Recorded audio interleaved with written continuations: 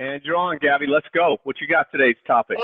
All right. Oh, you gotta give us energy. What is good, bro? Let me say this too before you enter the topic. I don't think anybody listening understands that last week's podcast we prepared for 30 seconds. Gavin and Darren called me up, wanted to do a podcast, and I said, "Let's do it." And they said, "When? Now?" And I said, "Yeah, right now." So we pressed play and started recording. So there was no preparation, as is kind of the format in this one. We decided to write down some notes and things that we want to talk about, but not very much. So anyhow, Gavin, take it over. All right, what's going on, guys? So today we are welcoming back the Turner Boys podcast. Officially, we are on 4 platforms now. So that is on Google Podcasts, Spotify, Pocket Cast, Radio Public, and we're excited. We are ready to do this week 2. As you guys know, I did one on my own with Jackson Sauter, and then later this week I have one coming out with Dre Medici, and that's how it's rolling from now. Who, Dre Medici? Yeah. That'll be unfolded. You should probably say that. You should probably say Dre Medici is a CEO as well of his own little company called the Good Life Express. To give you guys a little brief memo, it was great. It's pretty much a company that works on your mental and physical being, and I think it's great, and I think you guys should go invest. It's pretty much a reasonable price, and I think you guys should do it. Now, to intro this whole thing, I wanted to start off with a topic that's a little more light than last week. Last week we talked about divorce. We talked about just sort of parenting in general, how to deal with love. And this week, kind of basing it off love as well, we are going to start up with how to pick up an individual you are trying to get with. I don't know if we're talking about how to pick up girls. I think what we're going to talk about is, or how to pick up people. I think what we're talking about is, relationships, like how to foster and get good relationships. Well, I think we should talk about how to get host. Well, there you go. We throw it all out there. One last thing before we get started, what you're leaving out the climax of this whole big punchline, Gavin, is that we're only doing this for the money, everybody. And we made Facts, bro. 16 cents, baby. 16 cents. Let's go. That makes no sense. Thank you to Anchor Ads. Really been doing us Anchor Ads. Anchor Ads and doing us well. If you guys are listening, make sure you go listen on Anchor. It'll give us another 10 cents. Actually, I thought he was going to get so serious. Let's do this. Yeah. What's our first topic, Gavin? All right. What we should talk about is, how would you compare saucing now to saucing back in the day? Saucing meaning picking up girls now. So how would you sauce a girl back in the day? By the way, to preface this, we are speaking only about girls because this is the only thing we know how to speak. Yeah, we're men. I don't know how to pick up girls.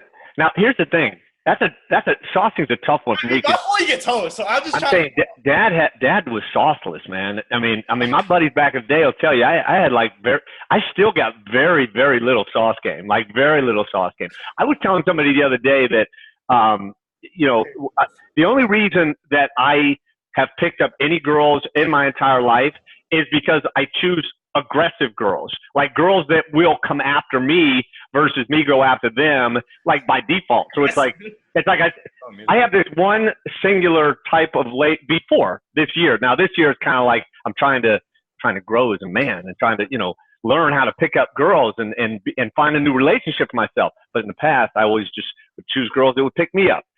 So it made it a little easier. But yeah, how would I compare? The question is, how would I compare? How would you go to a girl right now you see, let's just say at the bar, be generic, how would you go and sauce her? Well, I think that what this is not I can't give advice in this. I am horrible at it. I'm saying I think that it doesn't matter if you're good or bad advice. I think that what you want to do is you want to be your most natural self, and it not be about saucing, but it be about whatever it is. If you think she's attractive, to be able to tell her, hey, I find you very attractive. You mind if I sit down and talk to you? Like, to be as natural as you possibly can about what your intention is. I think what people don't like is when they don't know what your true intention is. I just switched the mic. And so, anyhow, I think that your intention has to be pure. And if your intention is pure, then the woman will will reciprocate. All right, but I'm asking, give me a role play. No, that's not what I'm saying. No, that's what I'm saying. If you're 50, right? You're 50 right now, and you are trying to go get with a girl. That's going to be different than when you were 20 and trying to go get with a girl. Like, your approaches are different. But I know, but you're asking me, like, when I was 20 trying to get with a girl, I needed to have like a 12-pack in my system just to be able to regurgitate hey girl, what's up? You know, like just to be able to get something out of my mouth, I was always very intoxicated.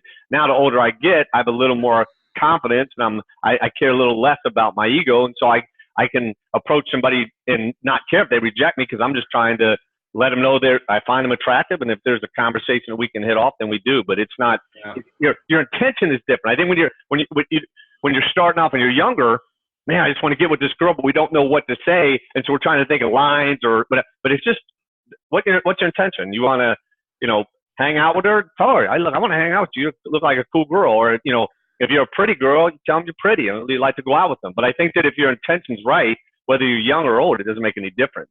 I think that women are smart enough to pick up on our tact, you know? Yeah.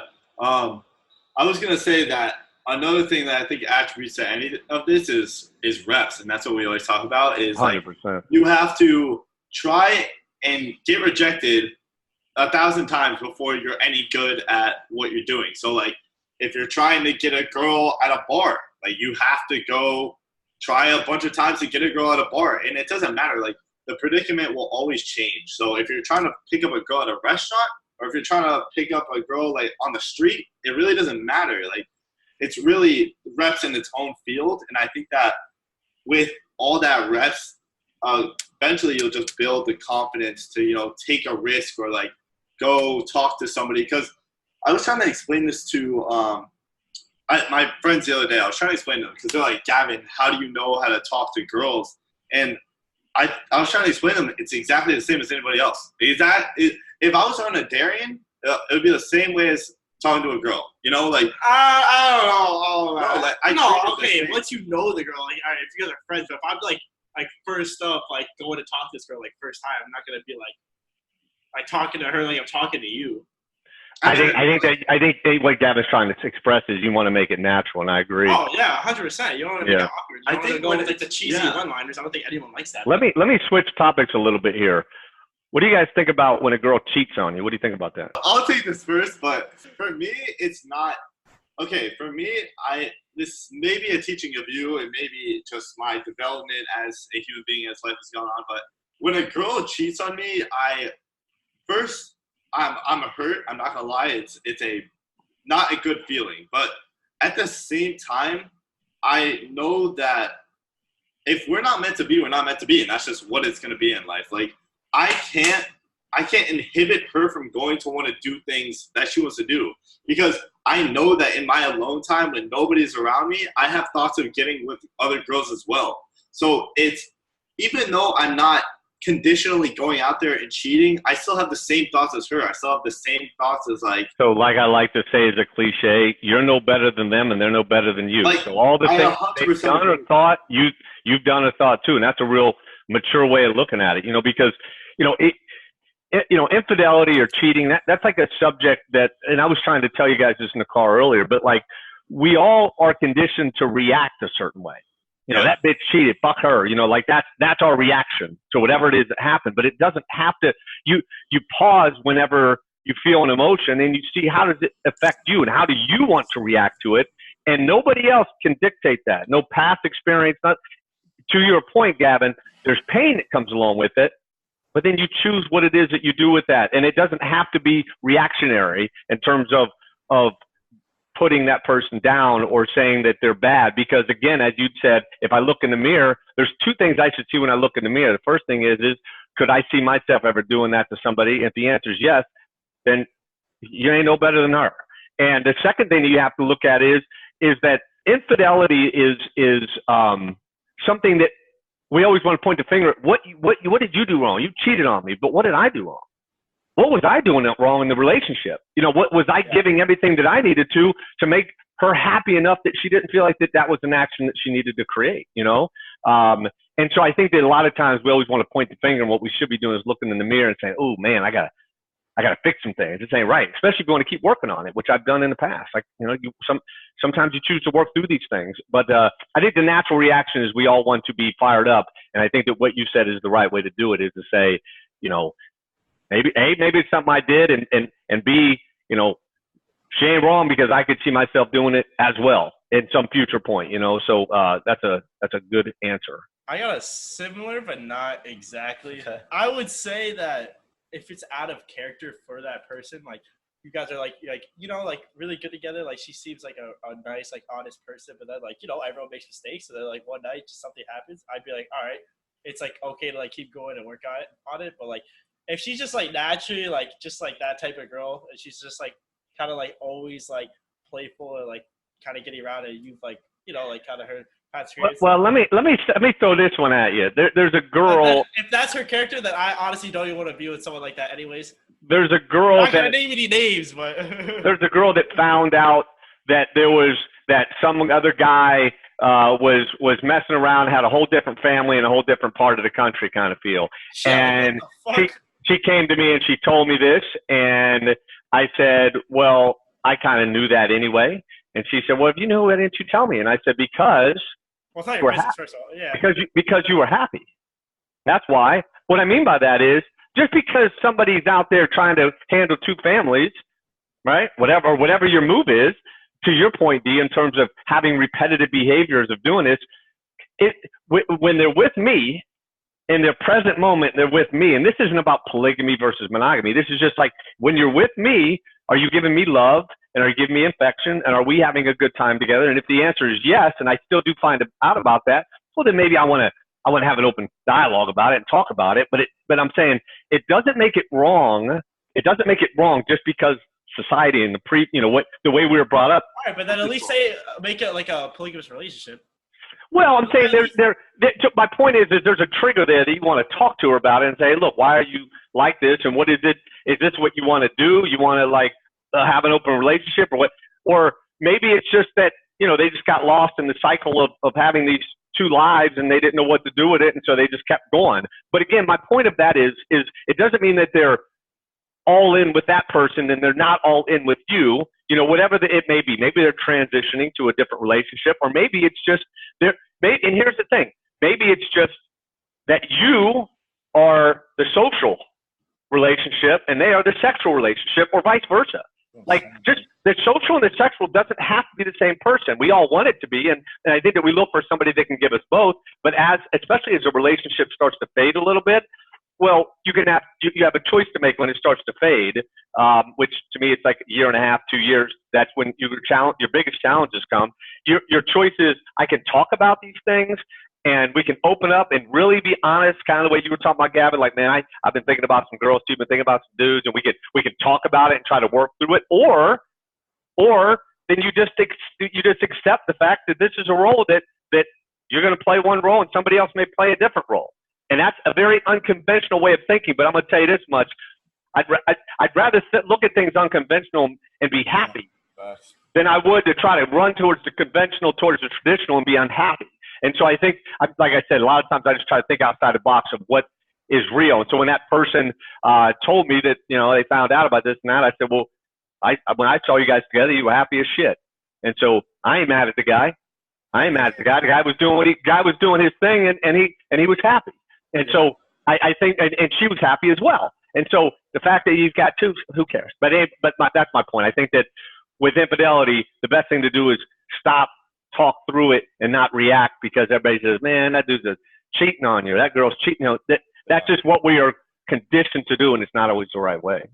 I was going to say, I think it's I think the thing that nobody ever thinks about is that when people cheat, it's also about your confidence. Like, if you are confident enough in yourself, you will not be affected as much at all. Shit, there's like 7-something billion people on this planet, and there's millions/billions attractive people. There's a very high chance that it'll probably happen. Like now, especially now, like with our culture being opened up to the whole idea of polygamy and open relationships, because that's a new concept. Like nobody in old times would be like, hey, let me go get with the whole city. Well, back in the day, it was like swingers, and like those are just dirty sexual people. And now it's becoming a thing. And if you read the books on it, you read Sex at Dawn, which was a classic book in terms of telling you like us and from our ancestors, from the chimpanzees and from the bonobos, and like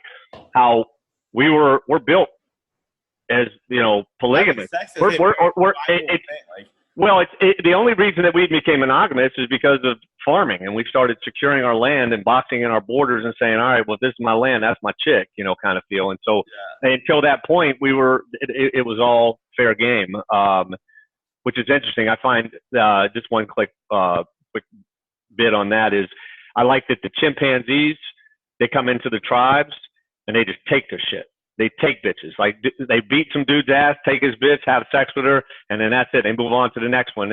And bonobos do the same thing, but in a loving way. They come in and they say, "Hey man, what's up? Let's go hunt for food. Hey, you want to have sex with my girl? Like go have sex with her real quick, and then we'll go get some food." And so like the two different cultures in terms of the two different ape kinds that we come from, which is from that sex at dawn. I think that there's more literature and more information out there that's getting us to open our eyes up to what is real and and just because what's traditional or Christian or whatever your belief system is, it doesn't mean that it's wrong that somebody wants to be with multiple people. It doesn't mean it's right either.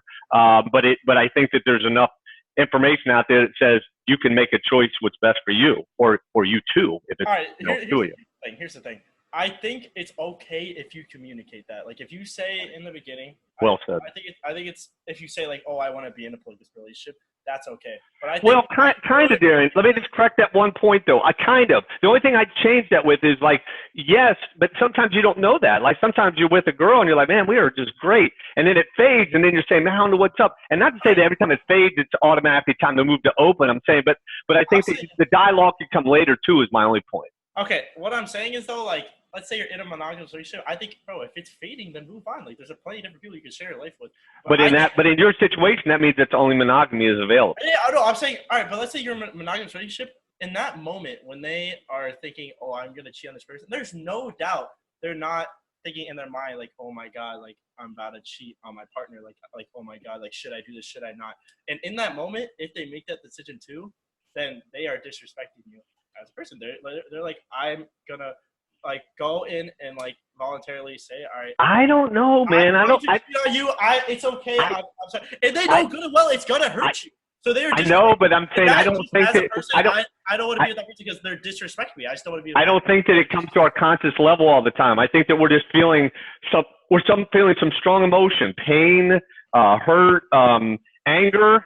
We're feeling some strong emotion. That's why I'm saying if they communicate in the beginning, if you want to be polygamous, that's fine. They're not disrespectful. They say they want to get with other people. No, he's saying that. But just listen. I'm just saying if they communicate that in the beginning, I want to be polygamous. I want to get with other people. But what if I want to be monogamous at the very beginning, and then things happen and things change, the relationship changes, and I can't move on to someone else. But again, I'm saying you're keeping. I'm just throwing this out there as a challenge flag, not to say that it's like I'm saying that if you're only going to be a monogamist in a traditional form, then yes, I'm agreeing with you. If you're ready to move on, or if we can't connect, then go find somebody else. I agree. But sometimes it could be, let's talk through these things. Let's talk through what you're feeling, what I'm feeling. But sometimes we can't talk about it because we can't yet surface the emotion or the words, and so we create action because we're in a vulnerable situation, and so we create bad action, and that doesn't make us a bad person because we create bad action. Because again, if we are of the apes and we are of this type of breed that I just discussed, then that may just be who we are, and so that sometimes that may surface. And it's not to say that every time you start to act like yourself that you're bad. I'm saying, but where I agree with you is you got to communicate that. You got to, and obviously you want to catch it before you do it. You want that act. You want to catch your feelings so you can talk through it and say, look, I'm feeling some sort of way, and let's get back on track or whatever the case may be. But all I'm saying is that we talk non-traditional, which I'm sure everybody listening to this podcast, I don't know if we got 10 viewers, but it's probably strange it's probably strange for people to hear me talking with my 18 and 19-year-old boys about polygamy and about open relationships. But I think that you guys can be honest with everybody listening that we've always talked about everything. Like everything's on the table. Nothing is not. But so when I always try to bring it back to you, I'm just trying to say, think non-traditional and traditional. So we kind of include everybody and we give everybody a path rather than just being one path that you're good or bad. And that's, I guess, what I was trying to challenge with that. I will say this. the thing that I think comes out most is like fear. Like that ass. The only reason that cheating has happened most of the time is because the spouse or whoever is too scared to tell the other how they feel, which results in them cheating because they think that cheating is the easier get out, you know? Like, if they can cheat, then they don't have to necessarily deal with the idea of, yeah, like, I have to straight up tell this person, like, a real good statement. They're afraid of conflict, and so instead of facing the conflict, meaning opening my mouth and saying, I'm unhappy, I want to talk, it's an easier move to say, screw it. And I've been guilty of this in the past, you know, like instead of breaking up. If someone says, fuck you, what can you do, you know? Instead of breaking up because I didn't know how to communicate the way that I felt, I would go cheat so that I had an easy out because I was just weak, you know, back in the day. I didn't know how to communicate and I didn't like conflict. And so I would just create a bad action. So I was like, sorry. And then the whole thing would break itself up kind of feel. But yeah, I agree. I think that, and that's the other thing too. I think that with any relationships, not just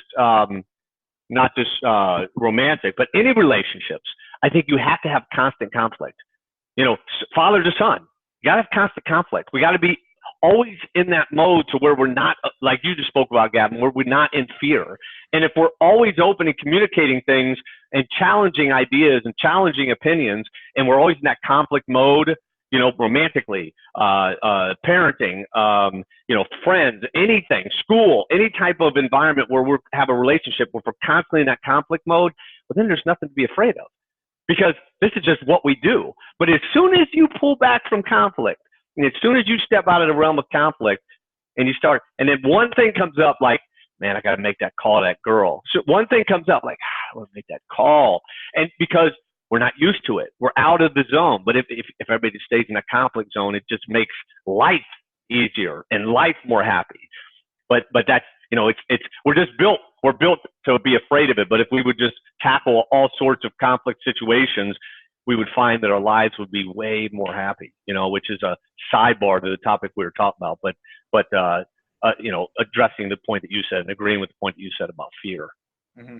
I also think it's an idea of taking risks. Like, I think nowadays a lot of people are very scared to take a leap, not even just like with an individual, but like in general. Like, I think that in general, people are way more enticed to go to the safe route. And I think that if we made ourselves more comfortable with the uncomfortable, life would get easier in general. And it's harder to describe in the relationship sense, but like, for instance, every time we have to have a conversation about something difficult, if you somehow get comfortable with that, it becomes way easier. And it's not. Yeah, it's back to your repetition. You know, you the more, and that's another thing. Like the more conflict reps you have with anybody, just the more open your relationship is, the better your relationship is in terms of the deeper the relationship is. So I agree with you. I think that over communication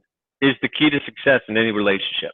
If I'm feeling slightly this way before it becomes a subconscious burden, before it gets to a point that it will harm you and you don't know it, deal with it. Talk about it. Even if it's little. Even if it's little. I don't like the way she puts her toothbrush there and the thing drains into the sink and always every time that talk about it. You know, like I always like to talk to you guys about, and I do it with my staff too, about infection over direction. But it's, you know, it's the delivery. You want to work on your delivery mechanism and how you talk to that person. But if the toothbrush is bothering you, the way she puts it on the sink, talk about it. And then in my delivery mechanism, you use the infection. Like I get all weird every time I see the toothbrush and the stuff's dripping down the side. It gets me all weird and freaked out. I think it's like my OCD, and I apologize for even feeling this way. And I'm sure that I get a bunch of stuff that gets on your nerves, small and things like that too. But sorry, but I shouldn't even have brought it up, but I figured I would. Now that's an and I like to bring everything in myself when I do the infection over direction. But that's a way that I can communicate that something's bothering me about that toothbrush and the way that toothpaste is always sitting on the sink. You know what? But that's a very, very small thing. And if you talk about all of it, all the way down to the small stuff, man, there's no burdens. And I tell everybody this. The burdenless shell, the one that doesn't have burdens, that you constantly are keeping them out in the open, talking through them, that's the life of happiness. It's whenever you start to create burdens consciously, which are bad, subconsciously, which are just horrible, because again, you don't know when they're going to come out. I think that's the goal. And I think that, I think that over communication relationship is the big win. Last point, just before we go into a lighter note, if you do want to indulge in a monogamous relationship, I feel like another key to avoid cheating is just put yourself in better situations, especially now. Because you think about it, back in the day, there was no phones, there was no social media. But like now, like subconsciously, you're always seeing other girls. You're like, oh, this girl looks exactly like my wife, but like just 10 years fucking younger. Like literally looks amazing. You're always looking at other girls. Like, if that's going on, you're always like thinking about that. It's better to like just put yourself in better situations. Like if you have a wife, you want to be monogamous, like don't go to the club at like 2 a.m. and like put yourself around those situations. So I feel like that's well, and you're exactly right, Dean. I think that if you're going to the club at 2 a.m., we need to ask ourselves, why am I going to the club at 2 a.m.? Yeah. You know, if I'm going to the club at 2 a.m., it's because I'm not satisfied with what is going on, because I want to see something else. I want something else to entice me or to speak to me. So I agree with you. You got to put yourself in the right situations in order that you don't have temptation. I mean, it's like, and that's a tough one for me to reconcile too, because, you know, I don't know, but you're right. I agree with you. But like last point again, just communication. Like just ask yourself, are you going to the club to like be with your boys and have fun, or are you going to the club and you're looking at this girl like, damn, I really want to have sex with her? And if you're having those thoughts, you should probably rethink what the fuck you're doing. Also, I think that like, well, think about it. Think about how much emotion plays into that. Like, you go to the club because you're angry at your girl, but like, just say like, if you're in love and like you really love this girl back home, you're not gonna be thinking about, damn, I really want to fuck this girl right here. Like, that's really quick. All right, first of all, I just want to ask, when you are on a dating app, how do you introduce the conversation? I would say in our aspect is DMs. Obviously, I'm not going to use dating app, but how would you introduce the convo? Like, what is your first thing you say when, like, quote unquote, sliding into DMs or like talking to someone on like Bumble or Tinder? Wait, you're saying like what is the first thing I talk to them about? Yeah, like what do you say? Well, I'm just, you know, you saying the same thing you would say to anybody you meet in person. How you doing? What's up? How you been? Like, you know, all the cordial stuff that you get out of the way, and then you start to, for me, I need to increase the communication. You know, the text is just a way to figure out if there's some basic, you know, commonality there, and then you got to get on the phone with them, or you got to get them in person with them so that you can really see. Because I can text somebody for 3 days and I can and love them, and I can talk to them for 5 minutes and see there's absolutely no connection. I can talk to somebody on the phone for an hour and I can see them for 10 minutes and realize that there's no connection. So I think that the more you have to get further along the point of communication to really see if there's any, you know, common interest from both sides. And so it's the intro is irrelevant. You know, the intro is irrelevant. It's really just finding a way to get to the next piece of it down that path of communication. So let me ask you this: have you slid into DMs or no? Say that one more time. Have you slid into DMs or no? I don't know what that means. What does that mean? It means like private message someone. Like you see a cute girl on Facebook or on Instagram. Yeah, but no, he doesn't have an Instagram. Oh, you're saying if I was on social media, would I direct message somebody? Oh yeah, hit them up. Like, have you ever? That's interesting. I don't think so. Have I ever hit anybody up on a? And if you have, what have you said? Yes, I have. But am I allowed to defend myself? Because I think we all, and it's another good topic. I think that we all make bad decisions when we've had lots of alcohol in our system. And so, yes, I have made in a normal, coherent, non-alcohol in my system state. I usually don't go that route. I mean, but yeah, I've made some bad decisions on as you put it, on a DM statement, huh? Can you elaborate? On the specifics? Can you elaborate? On the specifics, though? Yes. No, I don't want to get into specifics. My point is that, you know, when you're the juicy stuff. I'm saying when you're on a dating app, it's you're both trying to engage with each other. When you're DMing, as you put it, some other person, well, they're not dating. I mean, they might be, but you're like trying to hit them up, and we haven't even communicated that we even, you know, at least with the dating app, I've acknowledged I think you're attractive, and you've acknowledged that you think that I'm good looking too at some point, you know, otherwise you wouldn't swipe. Some people don't use dating apps. So like. Yeah, you're saying, so what are you saying that if I DM a girl, sir? The way there you go. Gavin will probably know this way better than I. I mean, first, I always like to, say something other than the fact that I would potentially probably like to get with this girl. I would say, hey, like, that outfit's super dope. Or, damn, like, what if I see her dancing? I'm like, oh, shit, like, you're pretty good. Where'd you learn that from? Yada, yada. But it's a good idea. You start with some sort of base conversation or something before you start getting into it. It's not about – for me, it's not about introing and being like, hey, like – I want to get with you. You trying to meet up? Like, let's do – like, no, I'm not about that. The first thing – But you're right. I think that after you do that, Gavin, once you find some common interest, man, nice shirt, a good dance, and whatever you talk about, then it's like after you start chatting a little bit, it's like, hey, let's go get some coffee or let's go get some lunch. Let's go hang out. You know, I think then it becomes the same thing I'm doing, just in a more traditional and natural form, which is advancing the communication level to an in-person, you know? Also, everyone's guard is up. Like, you think about it, these really attractive girls on Instagram probably get DMs all day. So their guard is already here. You intro the conversation and you're like, oh, you're so fine. Like, obviously they're just going to be like, fuck you. Like, I don't know. It's not even fuck you. It's just like they get a million of those a day. So you got to be like, you got to be relatable. That's the end of fucking. But here's the other thing too, though. I think that you have to create action for, like, if I find somebody attractive, or if I see somebody that I want to try to advance it with, even if it is like a DM, the way you're describing it, I think you got to create those actions. I don't care what I mean by that is not deliberate the way we've been talking about, but no action is bad. You know, action is always better than no action. Even if you create bad action and your move is to tell every girl you want to get with her, that's better than telling no girls you want to get with, you know? So you still got to create action by saying, hey, what's up, girl? How you doing? Like, whatever your move is, to Gavin's point, whether you guys talk about the way she dances or whatever, and find an action point and go after, because otherwise you're going to be sitting empty-handed. You know, you don't, and you're never going to be a mind reader. You're never going to be a mind reader. You're never going to know what she's thinking. So you can't sit there and worry about it. You just have to create your own action. What is my goal? I want to go out with this girl. That's my goal. Okay, so how do I get there? I got to over-communicate with her. Okay, cool. So let me start with telling her shirt looks nice on DM. She says, thanks, Darren. I appreciate that. And then the next move is, you got it. Hey, where you at? You over there at the what's-his-name dorm? I need to come in and hang out with you guys. Like, you guys get crazy over there, don't you? And what day you guys having those parties? And then you just start to advance to a place that you can see more of them. And then it's, let's go out and get something to eat together, and then it just becomes a relationship. But I think it's the same platform, whether it's online dating or traditional. It's action items and moving towards more communication, I think, is the key. I don't think first of all, I don't think the hey ever works. I don't think you should ever start off with hey, because obviously they're going to get a million a day. I don't think you should do the hey. I think to stand out 100%, you either got to hit them with comedy or just like something dope and fun. Because personally, you got to just go past the hey. I honestly make sure I either throw in a compliment or some sort of comedy and a dope date.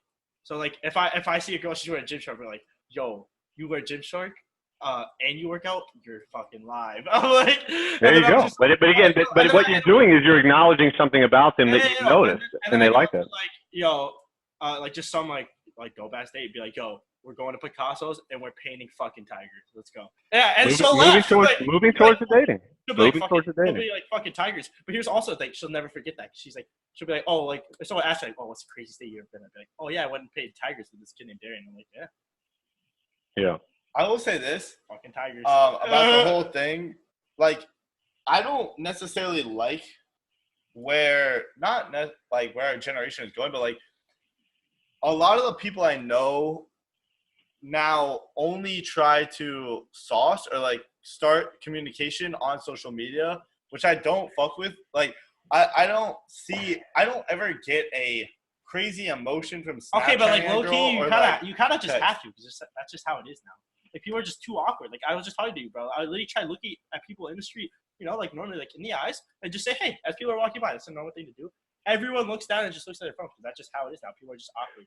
But sometimes that's just is that what you were saying, Gavin? That you're saying that it's all about the sauce as opposed to it being about people are way more enticed to communicate or at least start communication over a screen than they But are as we were just talking about, that's just how it works nowadays because it's less awkward. There's less emotion, as we were saying, with the text and the and you have time to think. Like, I think everyone thinks that it's going to be this, like, crazy thing. Like, your first time that you're ever really meeting in person is going to be, like, some fucking insane thing. Everyone is the same, you know? Like, I don't understand. Agreed. I think 100% agree. I think that people overhype the idea of Instagram and the Snapchat trying to intro that relationship. Well, here's the other thing. That made me think about something. I think that we also, at your age and at mine, but more at your age, we look at the barriers of entry of somebody that's attractive. You know, we're all attracted to pretty people or, you know, to good looking people. And I think that we think that the barrier of entry towards this hot chick is going to be hard. And so we just stay away from that. And we start to lower our standards to a place that we can enter easier. But there's no difference. It's the same thing you were just saying, that they're no different than you are, no matter how good looking that you think they are. They're no different than you are. And so and most of the time, if indeed we're all intimidated to talk to the one pretty girl, well, I'm sure that everybody's intimidated to talk to the pretty girl, which means the pretty girl has a hard time even talking to people. And so she just walks around like a princess, and she probably is very unhappy because she doesn't have good common communication with people. And so I think that when you look at somebody that is out of your league, quote unquote, so what? So what? Because here's the thing. You're either going to, through advancing the communication, you're either going to find out that there's common interest there and that you guys are, you know, there's something that we have, you know, that in common that we can continue to further this relationship, or you're not. And so what? And here's the other thing. If I only get halfway and she's like, no, you're just ugly and goofy, and she says something down, plays me down, so what? So you say to her, like, hey, it's okay. Let me ask you this question. Let's still go hang out. Let's, you know, you need some ugly and goofy friends around, don't you, to hang out? Like, it doesn't make any difference. It doesn't mean that she's bad. It means that she may not know how to communicate how she's feeling. And so my point is like, I think that engagement, full engagement all the time is the only way to win, no matter, as we're talking about boys and girls here, no matter how attractive that person is. Go talk to them. Go talk to them. And here's the thing. If you're going in sauce mode, as you guys put it, yeah, you better be afraid. And you better have your game tight. But if you're not going in sauce mode, you're like, shit, I want to talk to that girl. I want to try to hook up with that girl. Great. Go talk to her. How you doing? Good. What are you doing here, ugly? Yeah, I'm ugly. But hey, let me talk to you about, no matter what her reaction is to me, I'm still going to go and I'm going to sit and talk to her about what's going on with her. And at the end of the day, I guarantee this, I'm going to be her friend. You know, unless you know, I mean, I don't know. It would be very difficult for somebody to say, just get out of here. Maybe they could do that, and then you could. But I'm saying, like, if your intention is pure just to connect with people, even attractive girls, go do it. Go do it. Because they need it too. They need love too. You know, and everybody just assumes they're getting it. But a lot of times they're not. Wait, what do you use for dating apps, by the way? Just asking. Bumble? Just Bumble? Yeah. How many times has the first date led to sex? Just on first date. Whoa. Fucking right. That's a heavy question. I think 0. I think. What? Yeah, I don't like. It's different. It's different whenever you're talking. We're talking a difference in ages here too. Like you like. I'd say the point is to hook up though. So. That's not the point. At your age, it might be, but I'm saying my point is to try to see if there's any common interest there. I would say that probably 90% of the dates that I go on, I don't even get a kiss. I'm trying to find out if there's an interest between the two of us, and if there is, then great. Let's try it again. Let's see what happens again. But I'm saying, like, at your age, whenever you guys are going after sauce, I guess, and maybe it's a different number. Maybe it's 50% of the time for you guys. I don't know, but not with me as an individual. It's not that way. I think that speaking on that point, I think that many of the people at my age are very adamant on the fact of, like, that's how it should work, you know, like. But everybody's drinking too at your age, which is like what I was describing. I think a lot of people drink to get over their fears. Think like that, you know, like now think that shit. Like if I get with a girl, like I'm gonna bring her back to my crib, like we're gonna smash. That's gonna be it. But like, I don't think people see enough of the thing that I try to explain to everyone, which is like, I call it the 6-month plan. And you've always told me this, and I've always said it to you, but like the way I sauce, quote unquote, my girlfriend right now is like, I took time. Like I put time into her. I was adamant on the fact and showing her that I was a great dude and vice versa. Like we were able to see each other's flaws and positives before anything even started physically. And I don't think enough people go down that route. I think that everyone's so quick to jump into. I don't know. Let me jump on that real quick too. Real quick. My best relationships, including your mother, including Christy, including all my relationships that I've had some good success with, have been because we were friends first. Yeah. We had a common friendship first. Meaning, not like first meeting, but my point is I gotta want to hang with this person. I don't care how pretty you are. I don't care how. It's because you get past the fluff. It's because everyone puts on that fluff when you're on that first date, and they're like, "Oh." Yeah, but I'm saying exactly. I agree, but you got to get that second or third date and be like, could I kick it with this girl? Like, if there's no sex involved, there's no kissing, there's no nothing involved. Could I kick it with her for 30 days on a private island? Or would she get on my fucking nerves? And if I can find a way that I can say, man, I would love to be in a private island with her for 30 days and find out all about her and that kind of, like, that's who you want. Who can I, and in its most natural state, I'm sitting there watching a American football Cleveland Browns game, and I'm sitting there like cheering for it. And that's just me. I'm trash. Give me a beer. We watch a football game. Can she be in that environment and be good with it?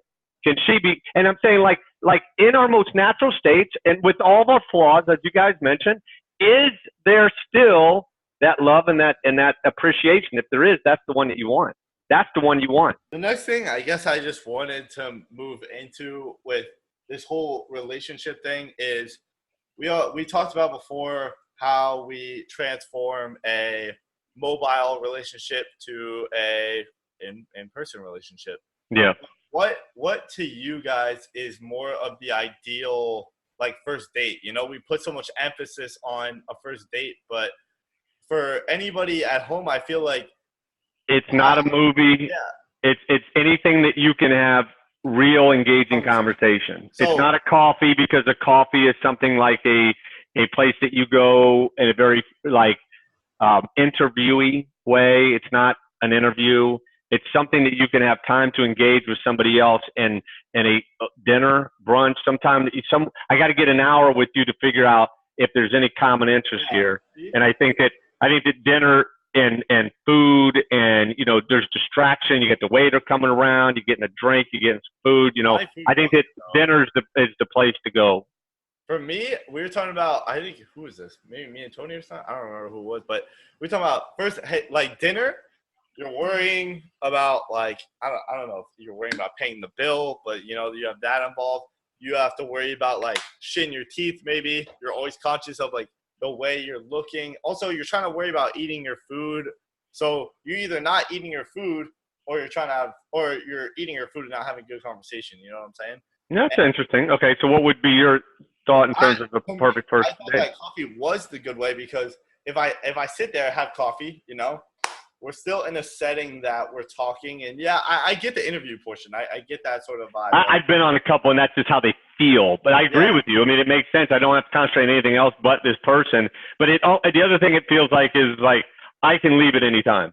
So as soon as the conversation gets dull, it's like, what's that? Yeah, it's good. Hey, thanks a lot. I'm going to head out of here. But it was really nice talking to you. Like those things can last for 20 minutes if one of the people finds, the conversation gets dull. But when you're in dinner, yeah, it's like you're forced to stay there. I used to take people whenever I had business meetings. I would take them golfing, and the reason I would take them golfing is because I get 4 hours of engagement. They can't leave. They can't walk off after hole 13 and say, "All right, man." It's like you have to stay with me, which means I get a 3 or 4 hour pitch that I can make to you. First, I can humanize in the first hour or two, and then I can sell it in the last 2 hours. But I'm saying like that's the same thing. I think you have to choose a place that forces you to engage. And that's why I would choose a restaurant. But I get all your things that you're talking about in terms of, what if things don't happen perfect. But what about like, how the coffee thing you were saying, if it gets dull, somebody feels like the obligation, not the obligation, but I guess a notion to get up and leave, you know? Yeah. But isn't that also in the same sense of like, yeah, like if me and this person can't talk for 20 minutes, you know, maybe they're not the right one. No, I've had fantastic dates that had pauses, meaning I've had, you know, fantastic relationships that I ran out of things to say, and so did they. You got to remember that you're in a very social, anxious position, especially if I like the person.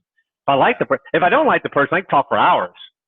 Because you're at the end of the day, you're gonna be my friend, and I don't care that I got something in my teeth. I really don't care, because I know that we're best you're getting is friendship out of me, and so let's talk forever. Well, but if I care, my anxiety goes up, and when my anxiety goes up, my brain stops working the way that it should, and I start to blank out, you know. But the other thing too, and I've told you guys this before, and this goes for business from a sales perspective, but it also goes for just human interaction. It's okay not to say anything. Yeah. It's okay to pause. It's okay to have 5 to 10 seconds. And I've always stopped talking for you guys, and I won't do it on this podcast, just to give you guys an idea of how uncomfortable it is. But when you stop talking with somebody for 10 seconds, be okay with that. Be okay with that. And, you know, if they want to, you know, start talking about nonsense, let them. But it doesn't mean that you have to. It's just, and what it allows you to do is you can then gather yourself and try to think about something that you really want to talk about, instead of continuing a conversation that isn't engaging for either one of you, which is why it came to a close to begin with, you know? Yeah, I guess it's that, man, it's hard to say, but like there's so much, I think it's worse when it's the first date. Like I think everything is amplified, so if it's bad, it's going to be even worse than it would be usually. Like, you know, like, because there's so much anxiety just built up inside you. And I don't even know what tips to give anyone except for the fact to like breathe. Like, oh, 100%. It's what they say when you're giving a speech. It's the same thing. Like anytime that you're feeling nervous, just breathe. Just take a deep breath. Not a deep breath because then it'll look silly, but just take breaths. I'll say another thing too. I wish if I was running the entire dating circuit, and I was making people do a certain thing that I know that would help them have more success, I would make everybody go on 3 dates, or I don't know what that number would be.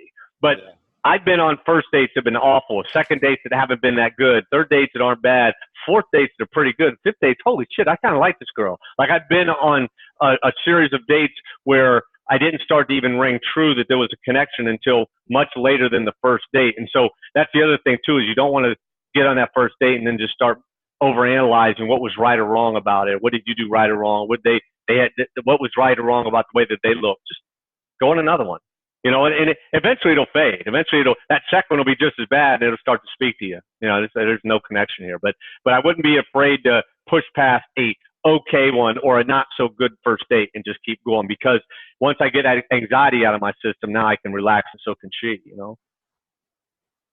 I know that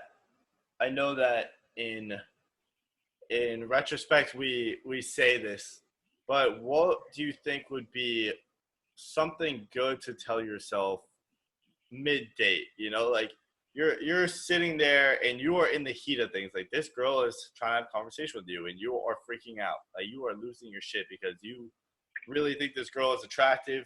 You really think that she could be your wife one day. Like at what point does the breathing not work, and you just got to be like, hey, you know, like, and maybe that's the route. Maybe like I'm thinking now, like maybe you just be honest and say, hey, like I'm nervous as fuck to go on this date with you, and I'm gonna be honest. Like I was sweating, like I have pit stains, and I am freaking out, and I don't know why. And I think it's go ahead. Like, Finish that right there. I always wanted to go on a date with you, whatever it is. Like if you tell a girl that statement that you just said, I don't care how egotistical she is, she's going to love that statement. I'm saying, like, that just goes to the authenticity, you know, like I'm nervous. Hey, you know, I'm running out of things to say. I think it's just because I like you. I'm starting to get anxious every time I start thinking about the potential of me and you. It gets me excited. And so if you hear me pausing so much, just don't hold it against me. Let's get to the second, third day. You know, I don't know. It's tough because you don't want to expose yourself so much. You want to be vulnerable, but you don't want to expose yourself so much that you scare them off, you know, because there still is is a cat and mouse game that goes on, even if it's very subtle. There's still a cat and mouse game, and so you got to still be pushing through the chase. You know, you got to still be pushing through the chase as opposed to giving up. And I think that if you come full force with that, I think that that's a give up. I think you just fight through it. You know, you can say, look, I'm having a real good time. As you can tell, I'm sweating a little bit because that means I like you. You know, but you gotta, but I don't know how deep I would go with that emotional, because you just might scare somebody off, you know? Yeah. I don't know.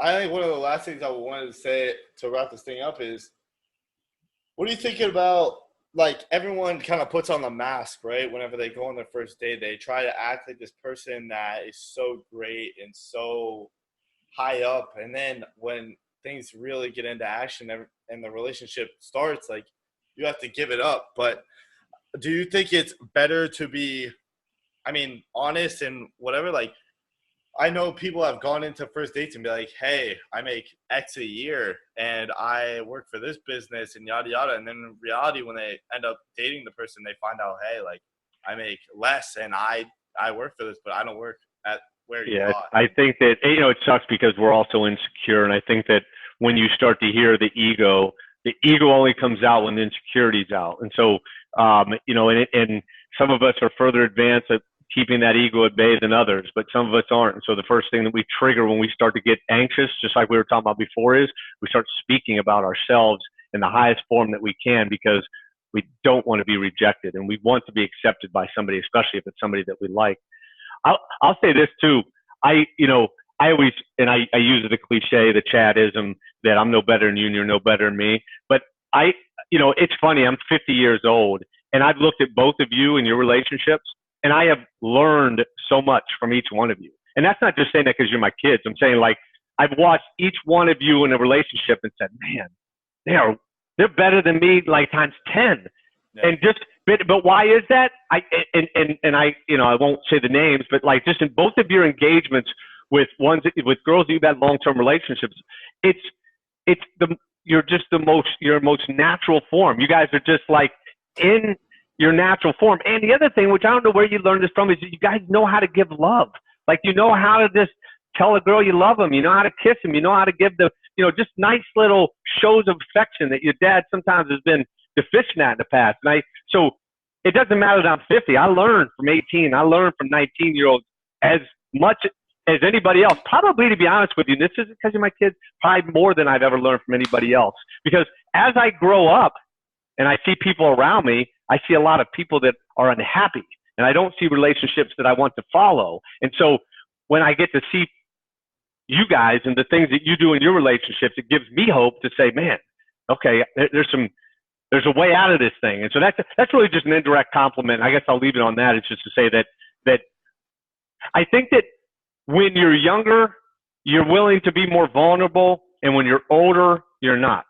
And I think that the reason that I appreciate watching you guys in your relationship is because you're willing to be vulnerable. And that is the beauty of watching you with your significant other. And I think that as I've gotten older, anybody's gotten older, we start to protect that vulnerability because we've been hurt or burnt from the past, from, infidelity or whatever your case may be. And I think that keeps you from being your true self, and that keeps you from giving the proper love that you should give. So just a couple kudos to you, you two young men. Just to kind of wrap things up, we by any means are not like experts at love or dating or whatever it is. Like my dad said, we're always learning and we're always getting better at everything we do. But if you guys can take one thing from this whole podcast, I would say be honest, be vulnerable, and most of all, just be yourself. Like, I think everyone is very just hesitant to be themselves, and it can affect you in the long term in a relationship, and I've learned that on my own. So, that's pretty much it for today.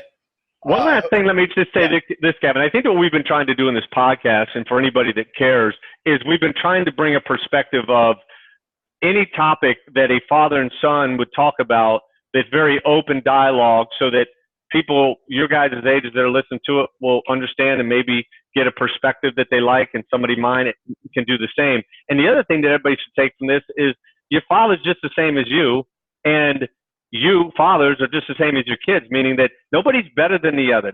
We're all in this game of life together, and that as long as we are vulnerable and powerless, I don't have any power. I'm your father. Do this. That ended a long time ago. We are now trying to learn from each other to find the best way to get through life in the happiest way possible. And so I think with this podcast, what we're trying to do is give two different perspectives, from the father to the son, from the son to the father, and learn from each other. I know one last thing. I know that last week's podcast, we talked about some things, and I was just telling somebody this today that, like, I learned a lot more from you guys than I even knew about the divorce thing. You know, like, we sit around the dinner table, we'll talk about all these topics, but not in this platform. When you're in a formal platform, I got to learn a lot about you guys that I didn't know otherwise. And so it's a real good, if nobody listens to this podcast, I will be glad that we did it, just so that I can understand more about you guys and vice versa in terms of a different way of communication even with you two. Yeah. Do you have anything else? Okay. Like I said, everyone who's watching, we are available on a lot of platforms for now, and we will continue to get added on to more. We're waiting on iTunes, which is obviously the biggest one because they are slow with this. But I hope you guys enjoyed, and be sure to come back next week, and be sure to come back on Friday when the Dre Medici interview is released. Is there one last thing, Gavin? Is there a day that everybody should be waiting for this to come out? Every Tuesday or something like that? Yeah. So one of my friends, I'm going to mention her on this, Danny. Shout out to you. Kudos. So pretty much we're going to start this thing called Turner Tuesdays, which is going to be the same thing as this platform, me, my brother, and my dad. It's just going to be the same thing, but we're going to release it on Tuesday. It's going to be our signature. It's going to be our symbol, whatever you want to call it. But yeah. And what time is it? Like Tuesday at noon it comes out, so they can listen to it at 5? That'll be the release time on any one of these, and I'll make sure they're out by then. But yeah, I think that's it for this episode, and I hope you guys enjoyed. All right, peace.